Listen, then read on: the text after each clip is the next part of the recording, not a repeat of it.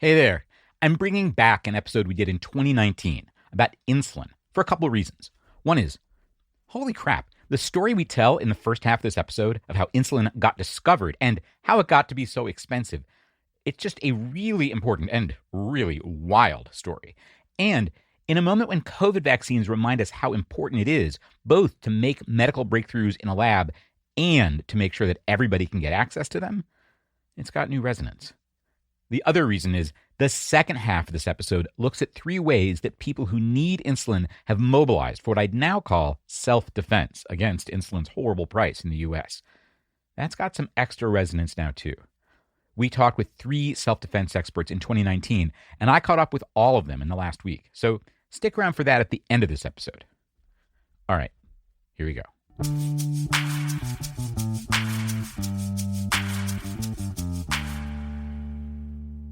Adeline Umabie went to bed without dinner a few weeks ago.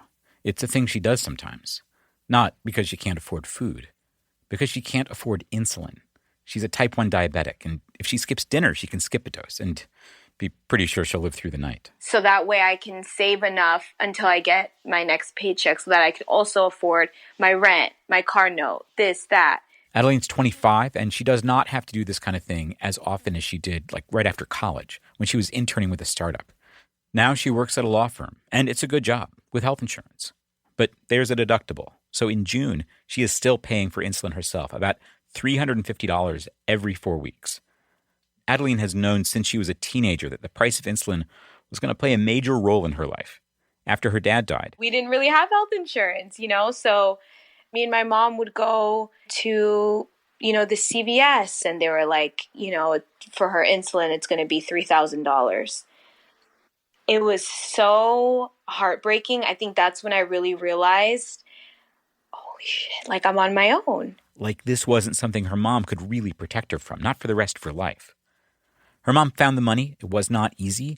And from then on, it was a scramble. Credit cards, help from relatives, from nonprofits, whatever it took.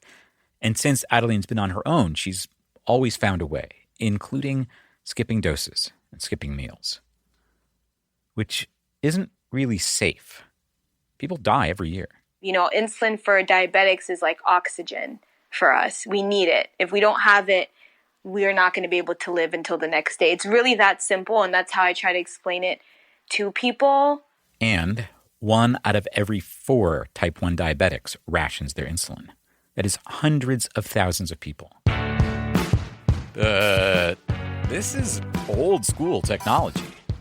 Insulin was discovered almost 100 years ago by Canadian scientists who didn't even want to patent it. They just wanted people to have it. That story is told in an amazing book called The Discovery of Insulin. It's got everything, especially scrappy, naive researchers swatting away flies in a sweltering attic, leaving a trail of dead dogs in their wake. And that story has a ton to tell us about how we got to this point and where we might go from here. It may not be entirely hopeless. This is An Arm and a Leg, a show about the cost of healthcare. I'm Dan Weissman.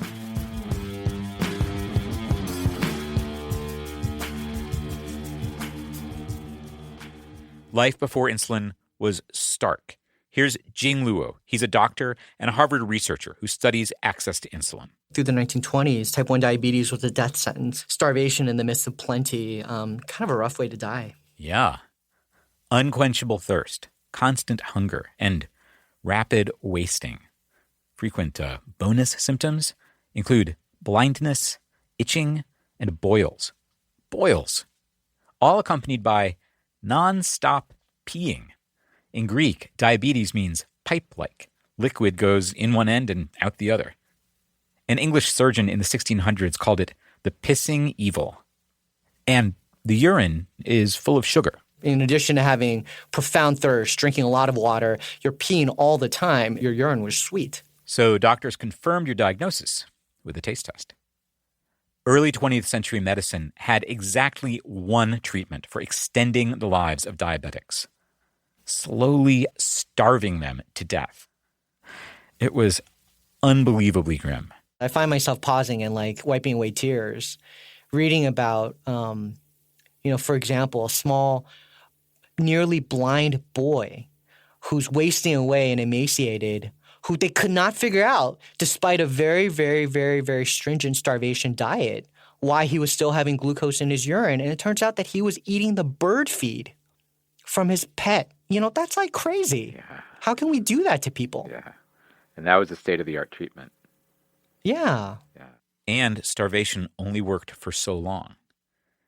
Enter a struggling country doctor, Frederick Banting. Seriously struggling. He hung out his shingle in July 1920 and got no patients for weeks. Months went by. He worried his fiancée would break up with him. Then one night, Banting got an idea he hoped could give him his big break. Finding a treatment for diabetes. And he stayed up till 2 a.m. thinking about it. At the time, scientists thought something in the pancreas might help diabetes, but something else in the pancreas they thought interfered. And Banting had this complicated idea for isolating the good stuff. Take a bunch of dogs, make some of them diabetic by removing their pancreases, then raid the pancreases of the other dogs using a dicey, untested surgical protocol that Banting's got in mind to isolate the good stuff. They made a TV miniseries about the discovery of insulin in the 1980s. It shows Banting telling a friend about his idea. Make an extract from this pancreas and pop that into the diabetic dog. Now, if the diabetic dog's blood sugar goes down, I've got something. A week after his sleepless night, Fred Banting was at the University of Toronto pitching a big-time professor of physiology. He said, "Give me a lab, a salary, and some dogs."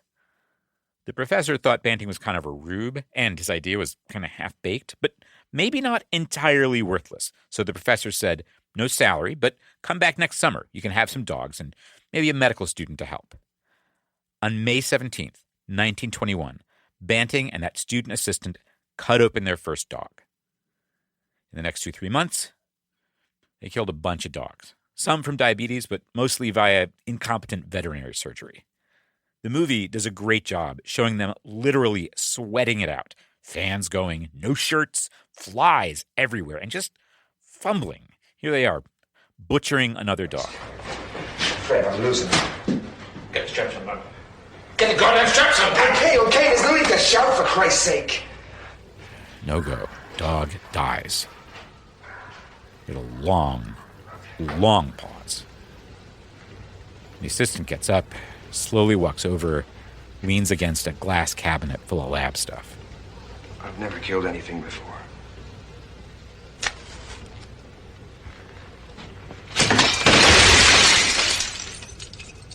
So much for that cabinet. But for all that, they did produce some blood test results that showed promise, hints that the stuff they were getting from dog pancreas might not be a total bust. So they got more dogs, by hook or by crook, going out and buying them on the street from, well, probably dog nappers. And as summer ended, they managed to keep a diabetic dog alive for 3 weeks. Bam! Game on. They got the university to buy them some more dogs. And in the next couple of months, they learned they'd been taking the long way round. There was no need to get the pancreatic good stuff from surgically treated dogs. You could just go to the stockyard, get some fresh cow pancreas, or pig, that could work too, and grind it up and go. Next, a more experienced guy joined the team, a biochemist named James Collop. And within a couple of months, Collop had nailed down a method for making insulin. It's a big moment, and the miniseries really plays it up.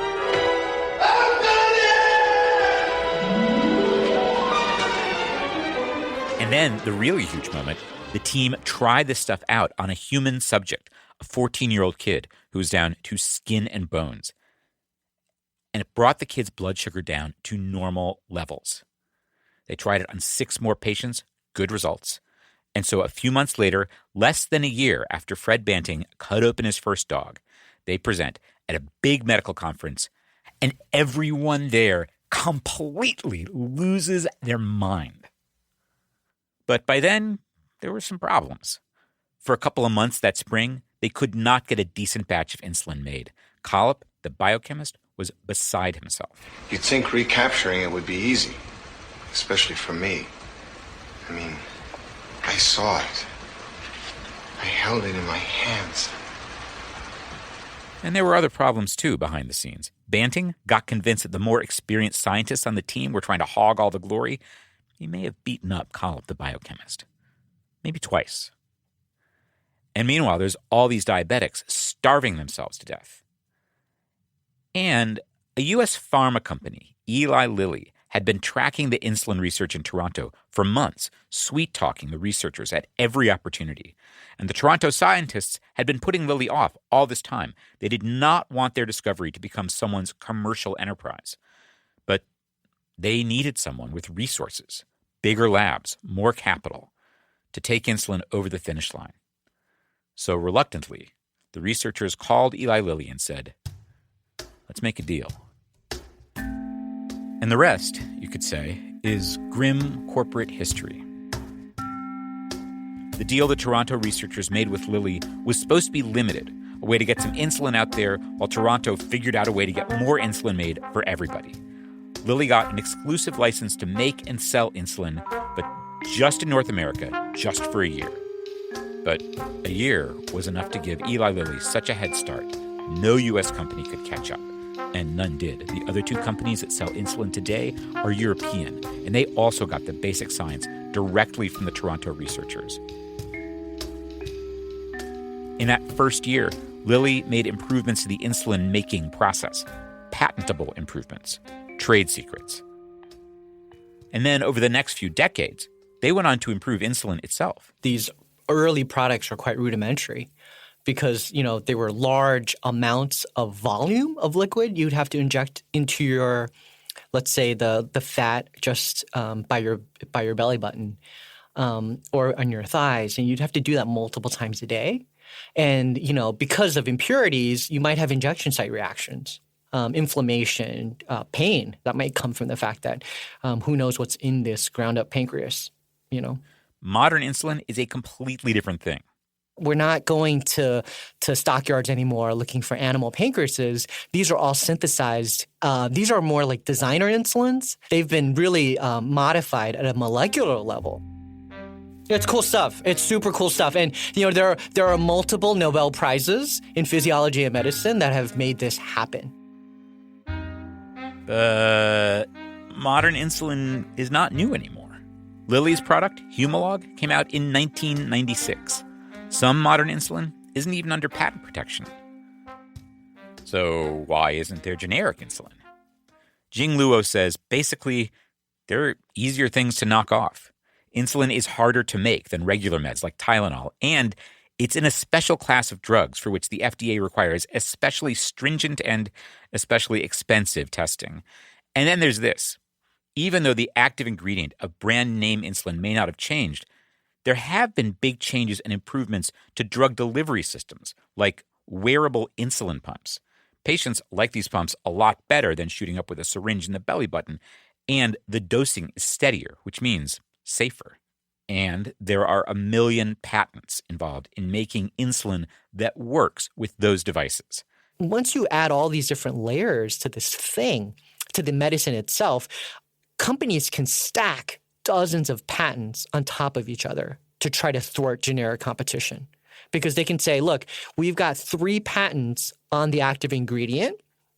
We've got patents on the medical uses of the active ingredient. We've got patents on the non-active excipient associated with this ingredient. We've got multiple patents on the devices.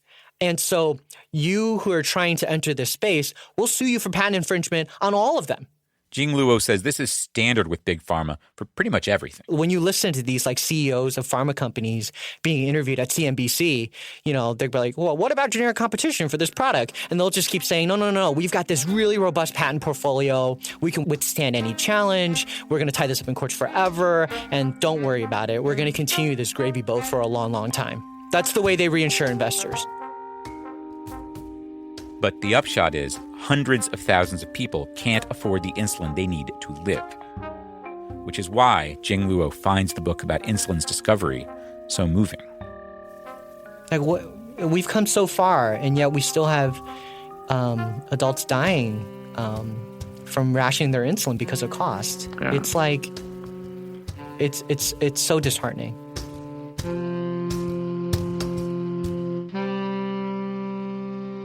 So this story started with a group of scrappy, kind of under-resourced researchers, and it turns out There is a group of exactly the same kind of people working on the problem of expensive insulin today in Oakland, California.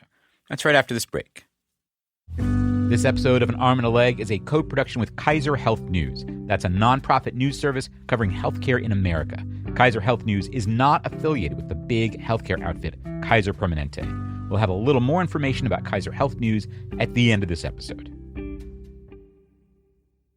Okay. Since 2015, volunteer researchers at the Open Insulin Project in Oakland have been working on a recipe for insulin with the goal of sharing that recipe as widely as possible. I mean, in an age where it's possible to 3D print an actual house, yeah, really, Google it. Why can't we figure out how to make our own insulin? The project runs out of Counterculture Labs. That is a microbiology makerspace in what sounds like a kind of anarchist community center. Producer Avery Trufelman lives and works nearby, and she very kindly went to check it out. Hi, Dan. So I just biked up from my house to Telegraph Avenue to Shattuck to Omni Commons, which is a collective of collectives. It's totally awesome. It's like a very cool place.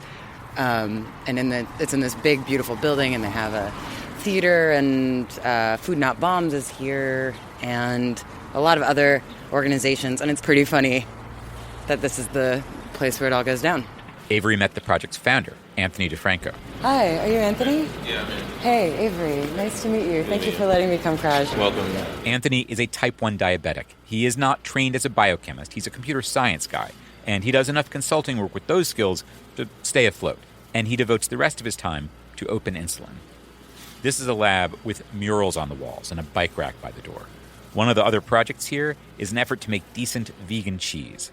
And even the fancier lab equipment, like a super cold refrigerator, has quirks.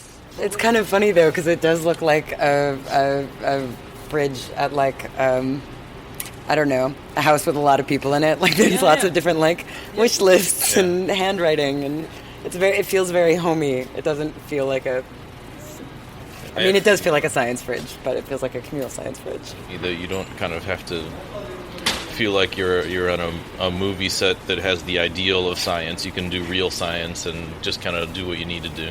And what Anthony wants to do in this funky little lab is to address the enormous problem of profit-driven medicine, starting with insulin. And I think there's really broad acknowledgement that something really terrible is wrong with the system, but we just have to have the courage to name it and to propose alternatives. Later, I get to ask Anthony some questions about their progress. He says after 4 years, they've got a process that's producing a little bit of insulin. Next steps, refine that process, publish it, and help other people learn to do it. It's somewhere in the ballpark of what it takes to brew a really good beer. So I don't think it's something that most people can't do, but it does require you to put the time in and the attention in to get it right. So this would be like a homebrew beer kit for insulin. Yeah, it might be a little bit more like what you would find in a microbrewery than like a homebrew kit. He thinks a neighborhood operation, maybe in a storefront or a clinic or even a pharmacy, could serve a local community, kind of like a craft brewery. They're starting to think about the practicalities. They've recruited some pro bono lawyers. They're forming committees to write bylaws for a tax-exempt nonprofit. Jing Luo, the Harvard researcher, would expect the craft brewery model to hit a regulatory brick wall. You can't make enough of it in a sterile enough condition at capacity in order to get the FDA, who's going to inspect your plant, to say, okay, I'm going to approve you. This is not homeopathic treatments that you can just sell at the farmer's market. Because of the DEA and the FDA, they would just shut you down. Here's a different perspective. Jean Picot is a professor at Colorado State who's written about Oakland's Open Insulin Project. He's kind of a fan. They claim him as an ally. He's also skeptical about getting FDA approval for open-source craft-brewed insulin. But he's got his own idea, bypassing the FDA. Just like you don't need the Liquor Commission's okay to drink the beer you brew at home, you don't need the FDA's permission to make your own insulin. There is nothing that prevents a patient from manufacturing a drug for himself. You can inject yourself with whatever you want. What he imagines sounds even simpler, at least for the user, than a homebrew kit for beer. The level of complexity is more like a bread machine for making insulin. That's the level of complexity that we are talking about. He tried raising money last year to get a project like that going, put out a YouTube video, but it didn't take off. He only collected $197, half of it from his teenage kids. They just gave you money from their allowance to do it? Yeah, they thought it was cool. Did you give it back since you're not going forward with it? Yeah. Okay, good. I asked Anthony DeFranco at the Open Insulin Project how he would deal with the FDA. Well, that's a good question. I mean, all of these questions of what this counts as in terms of regulation are, as far as I know, open questions, and we're eagerly awaiting the opinions from our legal counsel. I asked him how sure he is they'll get it working and practical. Well, what's the deadline? Fair question. Meanwhile, diabetics die rationing their insulin every year. And last year, Eli Lilly took in about $3 billion on insulin. So it sounds like the score is Eli Lilly, $3 billion, scrappy researchers, 0. So far. As I was wrapping up season 1 of this show, I got an email with the subject line, "I am part of a movement." It was from Terry Lyman. She's a type 1 diabetic in Arizona. She does not make her own insulin, but she has hacked together an artificial pancreas. I can't even begin to tell you how different life is with it than it was without it. I would never want to be without it. Her pancreas?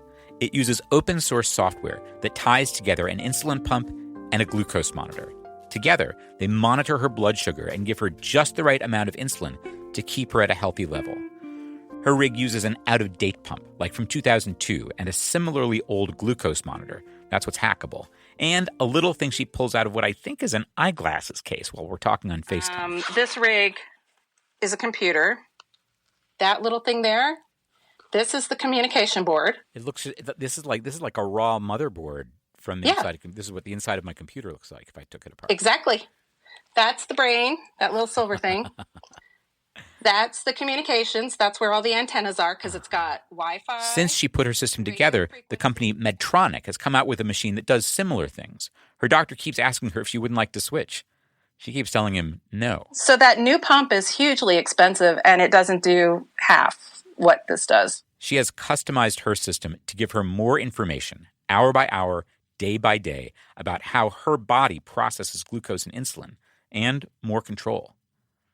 It took a lot of work. I built my system over the course of a year. I was learning how to program computers. I mean, that process for me was long and slow. I'm 53. I am not a spring chicken, and learning to code is tough. She succeeded because there were other people out there doing the same thing. A community. A movement. Even though it was hard, every time I had a question, every time I needed help, there was somebody online who could answer my question or could tell me where to read it. No, you're on the wrong page. Go to this page. No, you don't do it that way. You do it this way. She shows me the real-time readouts of her blood sugar, insulin levels, all kinds of things. I tell her, the whole thing seems pretty overwhelming. And yeah, it is a lot of commitment, but diabetes isn't for the weak. The community around these tools is bigger than when she started. The tools are easier to use. She says the big medical companies haven't taken legal action to stop them. They called us names. The big ones were rogue cowboy hackers. That was one slur. Which we're rogue cowboy hackers. That is exactly what Anthony DeFranco wants to be for insulin. It's what Fred Banting was. We need rogue cowboy hackers to combat, or at least complement, the Eli Lillys of the world. And there are other ways to be part of a movement. Remember Adeline Umoubiei from the beginning of our show? She has started volunteering with a group called T1 International that advocates for type 1 diabetics. Around the same time she talked with me, she told her story to more than a dozen members of Congress at an event in Washington, D.C. And I hope that I can help cause a spark and create a change. Me too. So that's where we left things in the summer of 2019 with our 3 self-defense experts. Adeline Umoubiei, the budding activist in D.C., Terry Lyman, the rogue cowboy hacker with her open-source insulin rig, and Anthony DeFranco with the Open Insulin Project. Here's where things stand with these folks right now. Adeline has been doing less public advocacy since the pandemic started. Holding events where you gather lots of people, it's just harder to do, and so are a lot of other things. And she switched jobs. You might remember this episode started with her talking about how even though she was working a professional job with decent insurance, she still had to ration insulin sometimes, to the point where she sometimes skipped meals to do it. The new gig has much better insurance. She has not had to worry about paying for insulin. She views it as a break, not a solution. God forbid if I lost my job tomorrow, what am I going to do? I would be right back in the same position. And she stays connected. Her bios on social media lead with type 1 diabetic, insulin for all. That leads some people to seek her out for advice, which she's happy to give. Rogue cowboy hacker Terry Lyman says open source tech for managing insulin and glucose levels has come a long way in the last year and a half. For one thing, it's more user-friendly than ever, including a smartphone app, so she spends less time guiding newbies through their setup. I mean, it's so easy to do that you don't really need somebody to help direct you through the documents anymore. The new setups are also more sophisticated. They work with newer hardware, so she's been able to replace her 2002 insulin pump with a new model, with a warranty and everything. And she doesn't have to do as many manual adjustments. I don't think about diabetes very often, not nearly as much as I used to. Now, if we could just get a cure and I could forget about it altogether and not spend the money, that would be even better. Diabetes is still expensive. She has a steady job with good insurance, but she still hoards money and paid time off for equipment and insulin and deductibles and doctor visits. And Anthony DeFranco and the Open Insulin Project? Going strong. Anthony says they've been talking with regulators and with legislators about how open source insulin could be legally distributed. Their plans sound more concrete and more specific than before. Once the lab work is a bit farther along, they're aiming to work with a contract manufacturer to get production going a little bigger and a little faster. And one of the lead collaborators moved to Baltimore and now has a grant for the city to start funding some of their work. Anthony estimates that producing usable insulin there would take a few years and a few $1 million. So it's actually remarkably practical to do. Start to finish, it's not a whole lot of money for a city or for a well-organized patient group. You could put in a stretch of road in a small town for the same amount of money, right? Hey, Leslie Knope, are you hearing this?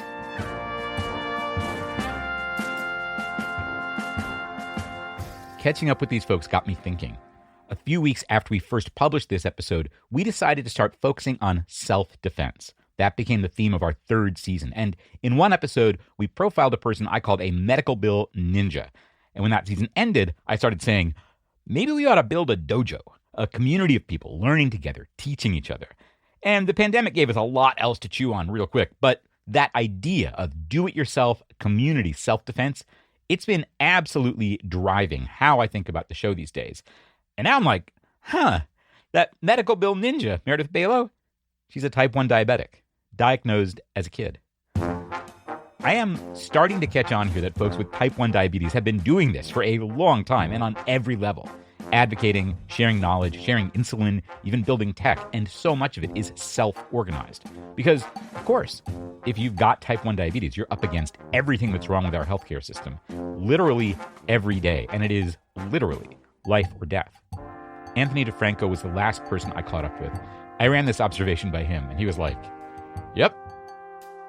I think the fact that it is life and death for people who need insulin to survive has really focused us on this question of what do we do about it?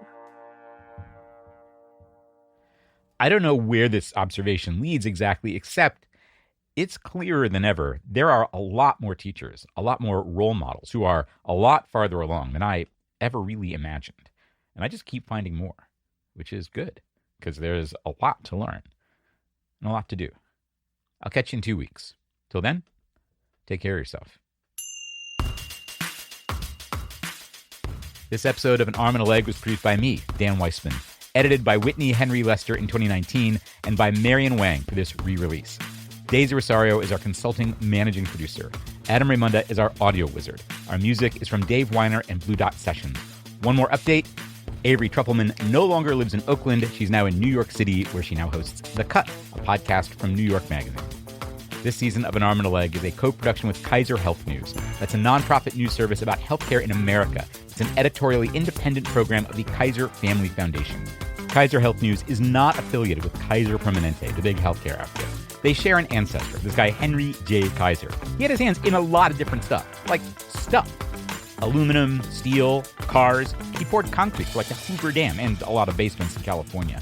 And when he died more than 50 years ago, he left half his money to the foundation that later created Kaiser Health News. You can learn more about him and Kaiser Health News at armandalegshow.com/Kaiser. Diane Weber is national editor for broadcast. Tanya English is senior editor for broadcast innovation at Kaiser Health News. They are editorial liaisons to this show. Thanks to Public Narrative. That's a Chicago-based group that helps journalists and nonprofits tell better stories, for serving as our fiscal sponsor, allowing us to accept tax-exempt donations. You can learn more about Public Narrative at www.publicnarrative.org. And as always, thank you to everybody who supports this show. You can join them at armandalegshow.com/support.